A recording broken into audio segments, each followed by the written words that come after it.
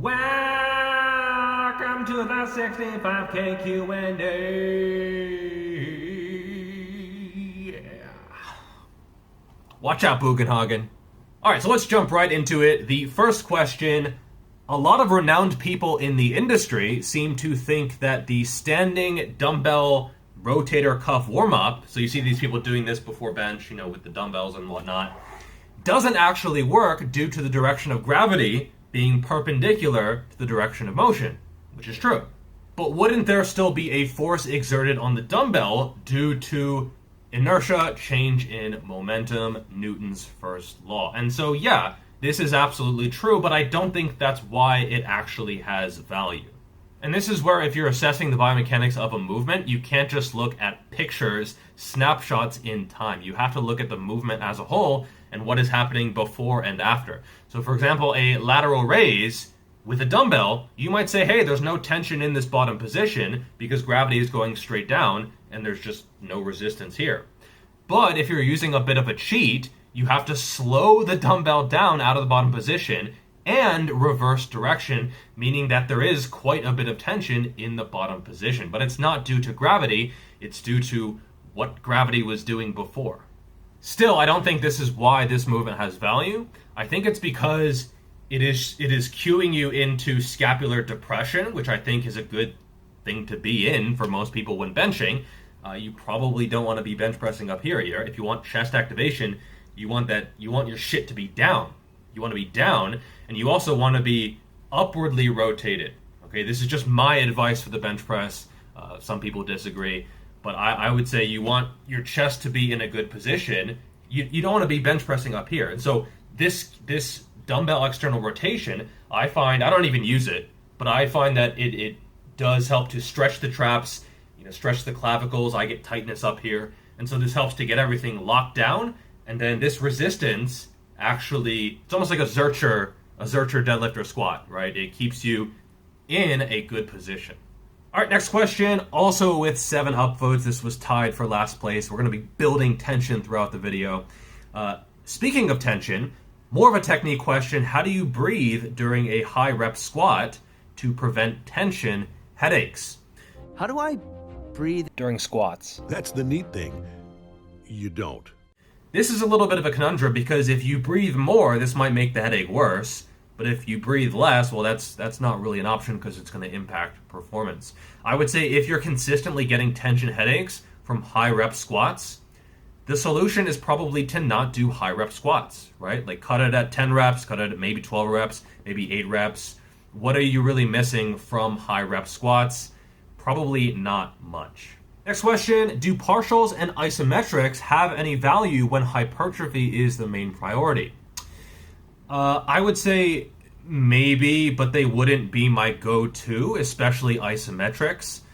Just using the full range of motion, or at least a pretty good range of motion, is going to be superior. Partials, if you're doing a row, I'm a big fan of lengthened partials. So you don't just go to failure to where you fail in that top position. You go to where you fail, and then you keep going. You keep trying to get partial range of motion reps until you're just completely done.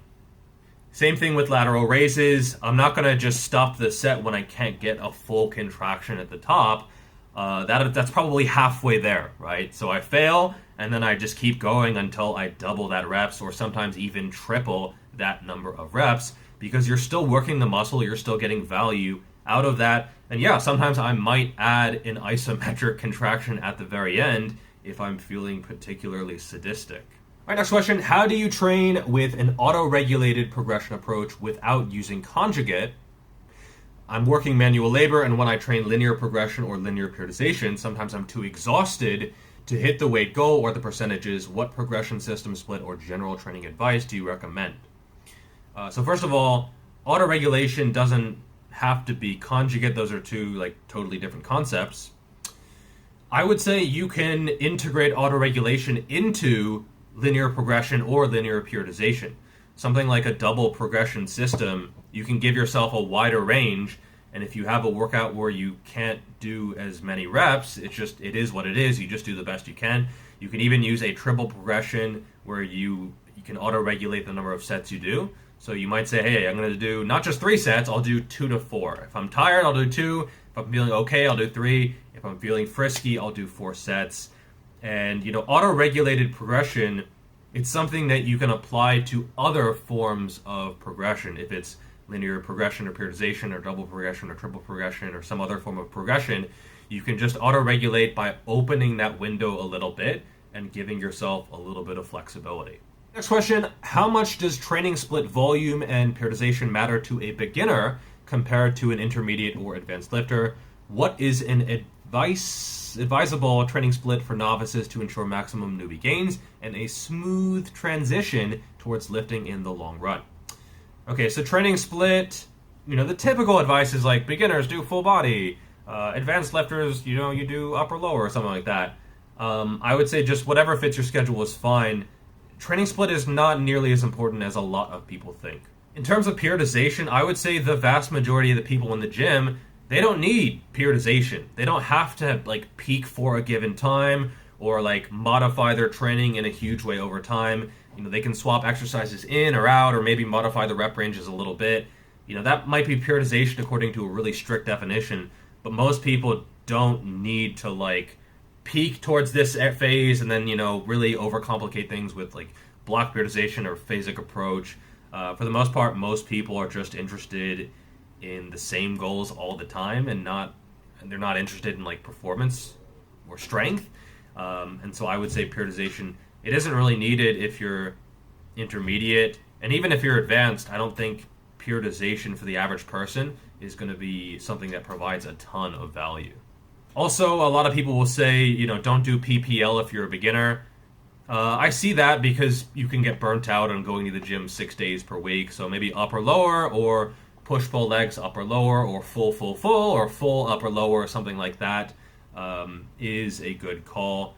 My second book will have a bunch of different splits, a bunch of different progressions, a lot about periodization for those who are interested in it. So yeah, get excited for that. It'll be out in a few months. Next question, how important is the quote-unquote rule of 72 hours between training the same muscle like the conjugate guys recommend? This contradicts full body 3 times per week. Does this rule apply to body weight and barbell training? Who does this rule apply to? I'm a natural recreational lifter. So, I don't know where this rule came from. The conjugate guys, maybe you're referring to Westside. Keep in mind, these guys are very, very, very strong.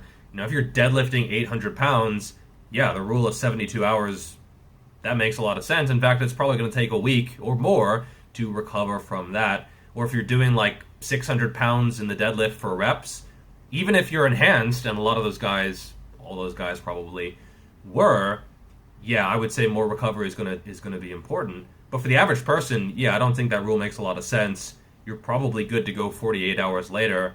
It's also going to depend on the exercise, on the volume you do, how close you go to failure. This is something you're really going to have to experiment with. See how long it takes you to recover. If you do a lot of volume on the deadlift, close to failure, it might take you a couple weeks, especially if you're particularly strong. Heck, if you get injured during something, it'll be a rule of 72 days or something. So yeah, there's a lot of factors here, and I would say that rule is not a good one. Next question, how would you progressive overload with just kettlebells and dumbbells? I'm working on a cruise ship, blah, blah, blah, blah, blah, blah, blah, blah, blah, blah, blah. Wow, this is like a whole consult. How frequently, what splits, sets, reps. This is all super individual, man. These Q&As are not supposed to be individual, write me a training plan type of thing. You can email me. I do offer that as a service, and I coach people. But yeah, this is all super, super individual, and I would need way more information about you. And plus, this stuff is not going to apply to other people.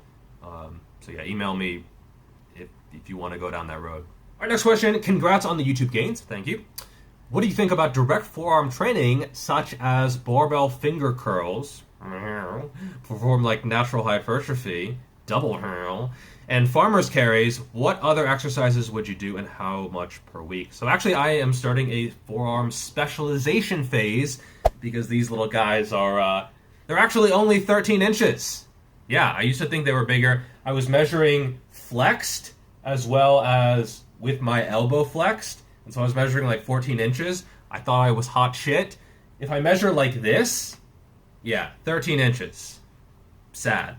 So my plan is pretty simple. I'm just going to be furiously touching myself for the next few weeks. In all seriousness, I am doing barbell wrist curls behind the back. I'm doing them with dumbbells at my sides, which it's slightly different. It's just another variation. I'll be doing high frequency, moderate volume per day. I don't want to get super sore forearms because I type for a living, which, I don't want to be. The other day I did too much, and I'm typing, and I'm like, this is not. I had to take breaks in between writing because I was just was getting tired in the forearms. And I'll also be doing like wrist extensions on a bench with a barbell and maybe with dumbbells as well. We'll see. Farmer's walks, maybe. We'll see.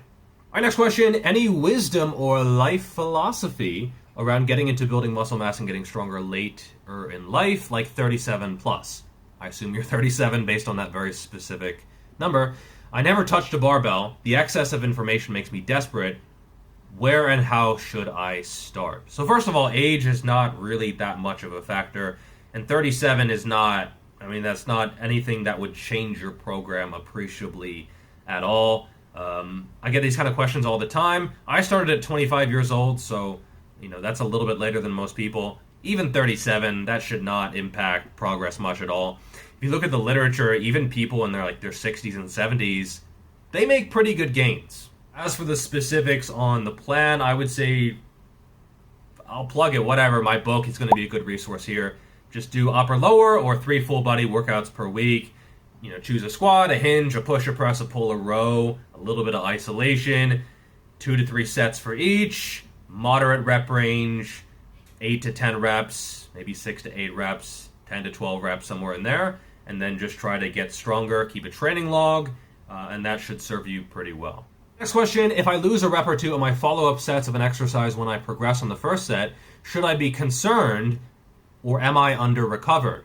For instance, let's say I got 8,766 week 1, and then I got 9,665 week 2. So I tend to prioritize the first set more than the others, just because that is when you are fresh, and that is the best sign of performance. However, I still track the other sets to make sure that I'm not sandbagging them, that they're still good efforts, and they are a sign of progression.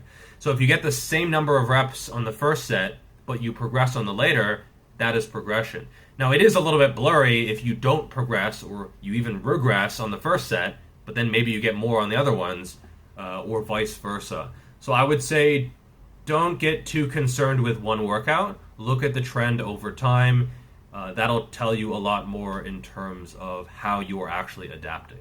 Next question, another program one. What beginner program should I follow when I want to learn the basic movement patterns and build muscle and strength in the long run without rushing anything? Focus on strength or building muscle first, or both? Program suggestions. Again, I will refer you to my book. Strength and size are going to be basically synonymous for a beginner. When you're more advanced, those paths diverge even more. But as a beginner, they're essentially the same thing, right? Like if a beginner wants to train for strength or train for hypertrophy, you're going to get both. Both are unavoidable. You can maybe skew one a little bit more, but if you want both, you can absolutely have both as a beginner. And again, same recommendations as the other guy, either upper, lower, 3 full body workouts per week, basic movements, squat, hinge, push, pull, row, these kind of stuff, and then add in some isolation if you want. Don't go crazy with the volume. Don't go crazy with low or high volume. Just moderation and then progression, and then doing the things outside of the gym that you need to progress is going to be key. Our next question: when programming upper body days, would you rather put movement patterns together like push, push, pull, pull, or alternate them, push, pull, and why? What are the pros and cons of each style? So I would absolutely rather alternate. There is no downside with the exception of you have to take up 2 areas. So if you're doing like a machine and something else, someone else might take your spot, and then you have to deal with like waiting for them and stuff like that. It's kind of a pain in the ass. But in an ideal world, there's no downsides to alternating. The exception would be on a lower body day. You can't really alternate squats and hinges. That doesn't work very well because you are working a lot of the same muscle groups. So they both work the lower back, they both work the glutes, often they both work the adductors. The difference is like quads versus hamstrings, but there's so much overlap and it's so systemically fatiguing in terms of cardiovascular strain that you can't really alternate those effectively. But for upper body, yeah, like bench press and rows or presses and pull downs, very, very little overlap. You could argue for like maybe the chest and a narrow grip pull down and then chest, but that's pretty minor and that shouldn't impact performance at all. And this is going to be absolutely 100% my preferred way to set things up the vast majority of the time.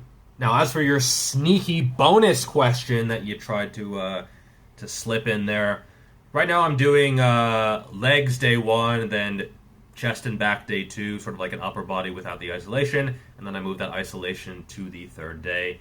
But there's nothing magic about this, it's just how I set things up. I like to be in the gym more often. I also like push-pull legs, I also like upper-lower, but I tend to train every day. Some people might be surprised by this. I train 6 to 7 days per week, and it's usually 7. I know you're not supposed to do that, but that's just how I prefer to do things. And so I have that 3rd day where it's like that bro day, just arms and shoulders, which I can kind of like sandbag, but not sandbag. But if I need to take an easy day, I just take that. But I'm still at the gym. I'm still training. And, that's what gets me out of the house. I'm an entrepreneur. I work from home. And so, the thought of just going around to walk outside is kind of, I can't do that. And so I tend to be in the gym 6 to 7 days per week. All right, next question is a little bit of a wordy one, but the basic idea is that this guy takes a long time to warm up, and he doesn't feel great at the beginning of his workouts, and so he's wondering what he should do. I would say just warm up longer, warm up with higher rep sets. I know it's not something you're quote-unquote supposed to do, but I'm in a similar situation where I might take 7, 8 warm-up sets to feel good for squats, right? Like I just take longer to warm up. It's not that it's like a highly technical thing. It's just it takes me longer to get moving, and I will feel better later in the workout. And it might not even affect my strength at all, right? Like I'll just feel better after a longer warm-up. If you are short on time, just go in and warm up hard. Warm up, you can do pyramid training. So you do a set of 20, a set of 15, a set of 12, 10, 8, 6, all of them pretty hard. And yes, this is going to impact your strength a bit, but you might actually feel better and recover better and feel like you are more resistant to injury and you're just moving better overall. So I would say, err on the side of warming up harder rather than just like keeping a bunch of reps in the tank. Next question, similar to Grease the Groove. Sounds filthy. Is it possible... God damn it. Is it possible to make optimal / great gains from spreading daily training into multiple chunks throughout the day, such as 2 sets of an exercise every hour, all at an RPE 7 to 9? I don't see why not, but again, you're going to want to be totally warmed up for that, and I would never train like this unless it's like something that's very, very easy to recover from. Like, you can do push-ups this way, right? It's pretty easy on the body, but like deadlifts or something, I wouldn't say that would be a great idea. Next question, I always feel small after a couple of days without the gym. Red flag. Roughly how long would it take to see a 1, barely noticeable loss of hypertrophy, and number 2, a significant multiple pound loss? Okay, so this depends on what you're doing. It's not really, I can tell you're worried about something that is not as much of a thing as you think it is. Barely noticeable hypertrophy, what you're probably noticing is just glycogen, inflammation, bloat, water retention that comes with training. That's just a natural part of hypertrophy training. And I noticed that if I take a few days off of the gym, I will look smaller and I might even lose a couple of pounds, right? Like if I go on vacation and stop lifting, I'll lose a few pounds and I'll look smaller. You're not actually losing muscle mass as long as you are active and you're not just bedridden or something. As for a significant multiple pound loss, probably a month or 2. And it comes back really fast, so I would highly encourage you not to be worried about this kind of thing at all. Next question, really interesting one. As a seasoned lifter, spicy, has your progress become more linear, albeit slow, or is it more like bursts of progress with longer, slower periods of growth?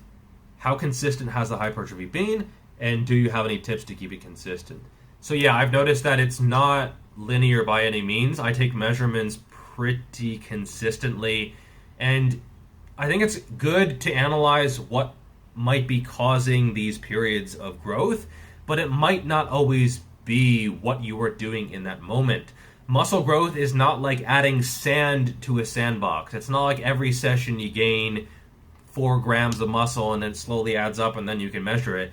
No, it's probably more like different systems are adapting over time, and then you notice that all at once. And as you're more advanced, it becomes difficult to even measure progress at all. So I would say anything you can try to do to keep it consistent wouldn't be measurable anyway. And so I would just say focus on the stuff you should be doing anyway, with diet, with sleep, with progressive overload, with training, etc., everything. And that is going to be just all you can do, and then trust in that process, as cliche as it sounds. All right, next one, maybe a stupid question. We'll see. But how come some exercises create more of a burn in the muscle compared to others? And does this actually mean that it's working the muscle harder? For example, skull crushers, blah, blah, blah. Yeah, so this is mostly just constant tension, which is causing a local hypoxia effect, waste products, metabolites, etc. And yeah, a skull crusher done natural hypertrophy style is going to create constant tension, especially in the long head, because you're not like releasing the tension at the top. Does this mean it's going to be a better movement? Maybe, but I would say the pump and the burn are not going to be the best indications of if an exercise is good for you or not. Certainly it's not a bad thing, but I would not go out of my way to try to get this. Like, what is going to be better for quad growth? A squat or a leg extension where you're having a 5-second hold at the top? I would say a squat, especially if it's done in a quad dominant fashion. And so you can't always go by feel. Next question, how to program progression for lateral raises without having to cheat and use excessive movement when going up in weight for straight sets instead of drop sets, cluster sets, etc., if any. So lateral raises are one of those movements where if you go from, say, 8 kilo to 10 kilo to 12 kilo dumbbells, yeah, it's only 2 kilos and 2 kilos, but that's 50% of a total increase. And so I would say you might need to have quite a big range of reps. So for a squat, something you can microload, or a bench press or something else, you might have a fairly narrow window that you keep your double progression in. So you might have 8 to 10 reps on a squat or something like that. That's not really going to be viable for lateral raises because, again, that jump in weight, you might have to do like 15 to 30 or 12 to 20 or something like that just to give yourself a bigger window because the jumps are going to necessitate that. Question 3, I'd be interested to know what differences, if any, you think there could be between how you train, which clearly works for you, and how you'd recommend other people train optimally, acknowledging there is no one-size-fits-all. Obviously, I'm thinking about your high per session and per week volume, but also interested in anything else. So yeah, this is one thing where I fully realize what works for me is not going to work for the average person. Might work for some people as well, but it's not going to work for everyone. And I don't put people on the same plan as me, okay? I don't think I've ever written as much volume in a training plan as I do. So this is where I think a lot of like professional athletes, they don't make good coaches, right? Like Usain Bolt, is he going to be the best sprint coach in the world just because he's the fastest man of all time?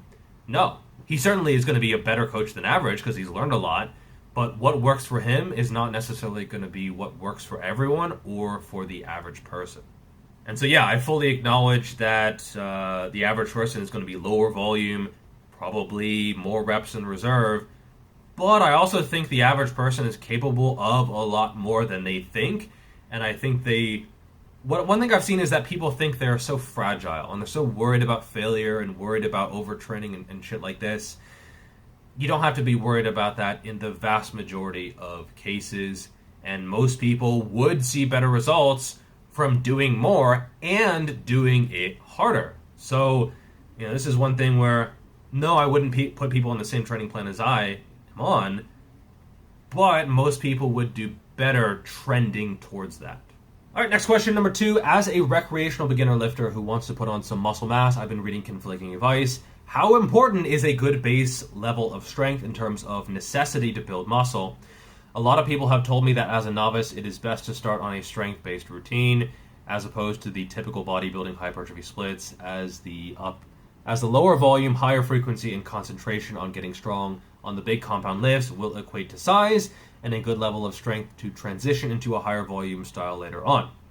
What are your thoughts on this? Any program suggestions regarding a beginner program and how to progress? Do you provide a beginner program? Sorry, a lot of questions. Thank you. Yeah, no problem. All right, so do you need to focus first on strength and then hypertrophy later? I would say no, not necessarily. You can if you want, but if you only want hypertrophy, I see zero reason why you couldn't just focus on that from the start.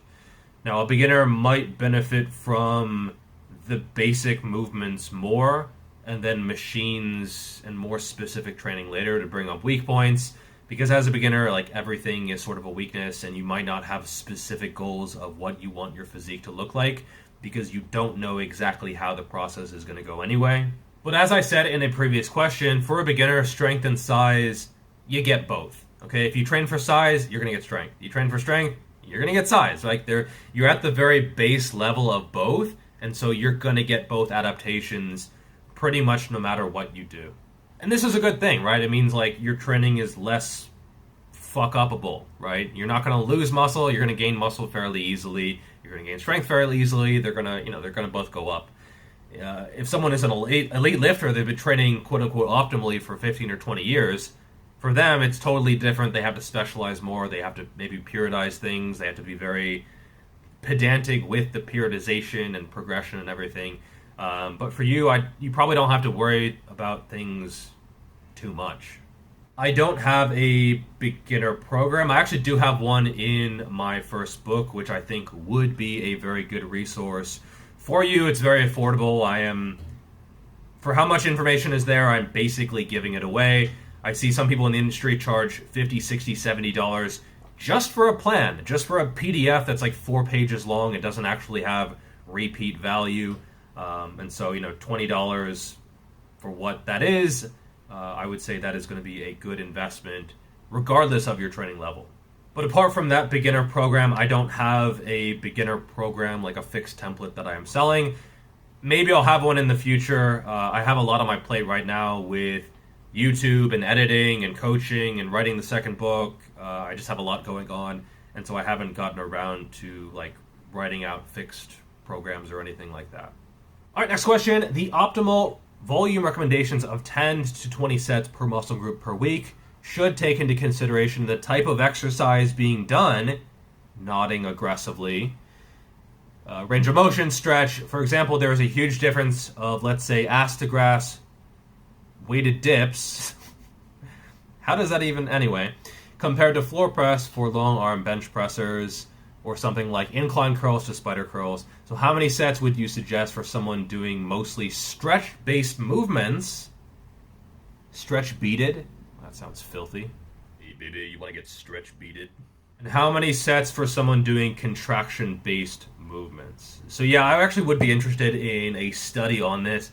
It would be tough to set up. You would have to try to find where the stretch versus contraction movements are equated in terms of hypertrophy and maybe in terms of recovery.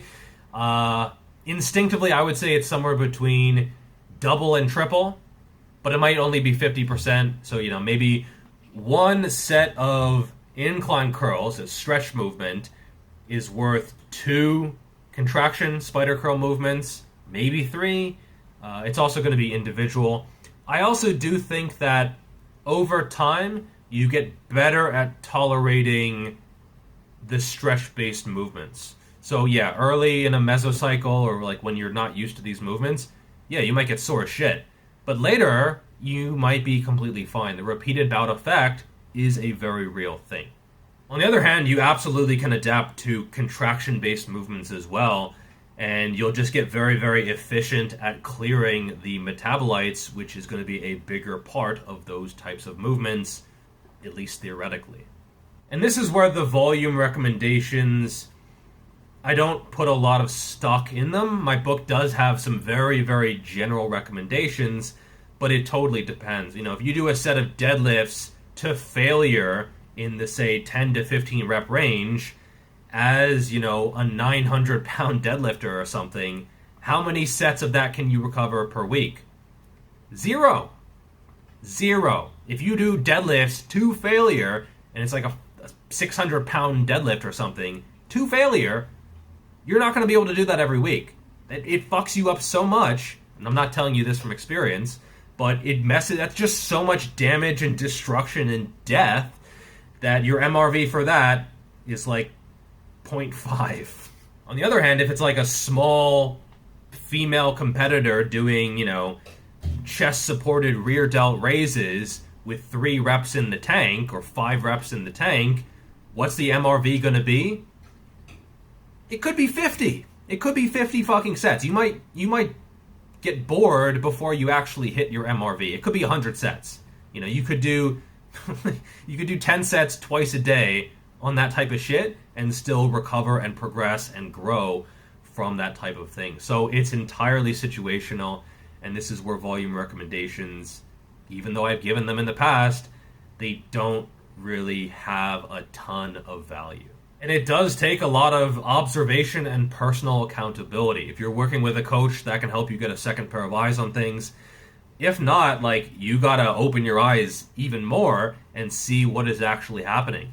If you feel good, you're progressing, you're recovering, you might be able to do more. If you feel beaten up, you might not be able to do as much, right? There's a lot of factors that go into this, and your MRV might be totally different from that general recommendation. It might be over 20, might be under 10.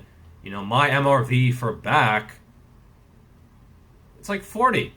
It's literally 40 sets, genuinely to failure per week, right? And it might even be 50. I haven't even discovered it because I get bored of training so fucking much.